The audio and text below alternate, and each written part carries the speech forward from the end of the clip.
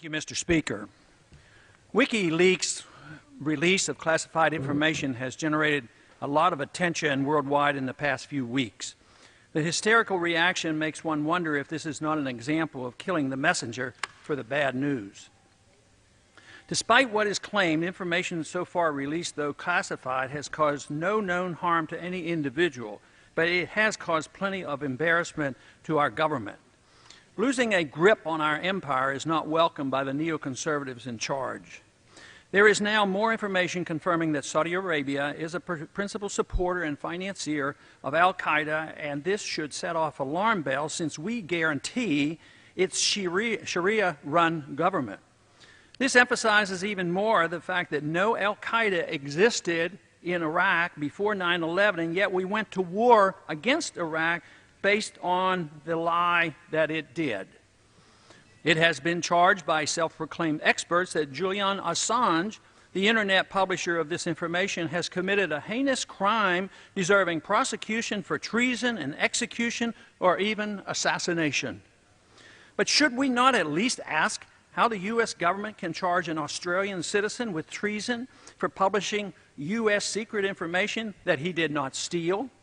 And if WikiLeaks is to be prosecuted for publishing classified documents, why shouldn't the Washington Post, the New York Times, and others that have also published these documents be prosecuted? Actually, some in Congress are threatening this as well. The New York Times, as a result of a Supreme Court ruling, was not found guilty in 1971 for the publication of the Pentagon Papers. Daniel Ellsberg never served a day in prison for his role in obtaining these secret documents. The Pentagon Papers were also inserted into the congressional record by Senator Mike Gravel, with no charges being made of breaking any national security laws. Yet the release of this classified information was considered illegal by many, and those who lied us into the Vietnam War and argued for its prolongation were outraged. But the truth gained from the Pentagon Papers revealed that lies were told about the Gulf of Tonkin attack, which perpetuated a sad and tragic episode in our history. Just as with the Vietnam War, the Iraq War was based on lies. We were never threatened by weapons of mass destruction or al-Qaeda in Iraq, though the attack on Iraq was based on this false information. Any information that challenges the official propaganda for the war in the Middle East is unwelcome by the administration and supporters of these unnecessary wars. Few are interested in understanding the relationship of our foreign policy and our presence in the Middle East to the threat of terrorism. Revealing the real nature and goal of our presence in so many Muslim countries is a threat to our empire, and any revelation of this truth is highly resented by those in charge. Questions to consider. Do the American people deserve to know the truth regarding the ongoing war in Iraq, Afghanistan, Pakistan, and Yemen? Number two, could a larger question be, how can an Army private gain access to so much secret information? Number three, why is the hostility mostly directed at Assange, the publisher, and not our government's failure to protect classified information? Number four, are we getting our money's worth from the $80 billion per year we spend on intelligence gathering? Number five, which has resulted in the greatest number of deaths? Lying us into war, or WikiLeaks revelations, or the release of the Pentagon Papers? If Assange can be convicted of a crime for publishing information that he did not steal, what does this say about the future of the First Amendment and the independence of the Internet? Number seven, could it be that the real reason for the near universal attacks on WikiLeaks is more about secretly maintaining a seriously flawed foreign policy of empire than it is about national security? Number eight, is there not a huge difference between releasing secret information to help the enemy in the time of declared war, which is treason, and the releasing of information to expose our government lies that promote secret wars, death, and corruption? Number nine, was it not once considered patriotic to stand up to our government when it's wrong? Thomas Jefferson had it right when he advised, "Let the eyes of vigilance never be closed." And I yield back the balance of my time. They have, gotten Assange, and they're going to continue his vicious treatment. Some people say that he's been tortured, and I don't think he was waterboarded, but living the way he's had to live for 6 years now, I mean, he has had a rough time, and I think he's been essentially in solitary confinement, living in the embassy. But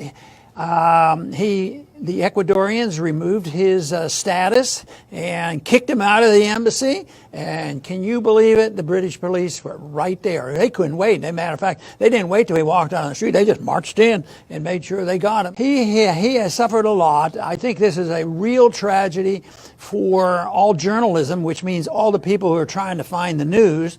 And I think he fits into the category that we've talked about so much, and that is that truth is treason. When you have an empire, but he doesn't even technically belong to our empire. He's not a U.S. citizen, but no, he was dealing with some of our secrets, and he wasn't a journalist, they claim. The overriding concern I have on an issue like this is that governments per se, all governments are based on force.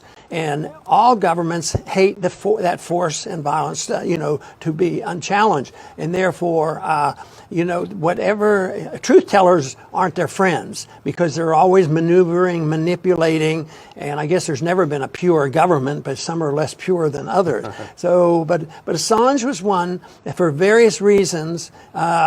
I think he was driven by journalism and modern technology that he was going to reveal things that we thought were very important. So to me, it's good news. I sure wished we could do something to encourage it. I guess if any of our viewers or listeners have any ideas how to get the message out and they agree with us that this is a good move, we should get as many people saying they support this as we can get. And what he said is very good. But it's really no surprise WikiLeaks is a publisher. Just because they don't put out a newspaper, actually newspapers nowadays don't put out newspapers. They publish online, which is what WikiLeaks does. They do the same things. They cultivate sources. They receive material. Some of that material is stolen material.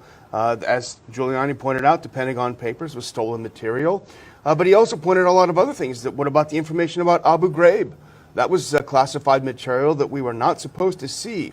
But in the public interest, to let the American people know what was being done in their name, that people were being tortured and humiliated and murdered, who were innocent people, it was in our interest to know, just like it's in our interest to know what our government is doing in our name. And Giuliani, he did nail it. If you care about the United States, if you care about a free press, if you care about helping truth tellers, whistleblowers, and brave publishers, you've got to get involved. You've got to write to your congressman. You've got to demand that they put pressure on the State Department, on the administration, if there is an indictment, to get rid of it. President Trump has said 100 times on the campaign trail, I love WikiLeaks. I love WikiLeaks. Now that he's president, he has the power to do something.